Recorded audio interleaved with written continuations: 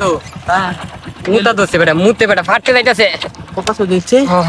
আচ্ছা মুতে আন লাগবে আমার তেল দেবো 2 লিটার চামিনা 10 টাকা দিস তেল গাড়ি নে গো তুই তেলের কিছু উপায়টা কিন্তু নাই গা সমস্যা তাড়াতাড়ি আপা গাড়ি আইলে দেলবি কিন্তু তেল দিস না গাড়ি 2 লিটার হগলে কিন্তু আমি 2 লিটার তেল দাও বলে সমস্যা নাই আমি তুই 1 মিনিট কার আমি 2 মিনিটের ভিতরে মুতে আইতাছি বেতালা মুতে দোষে বেটা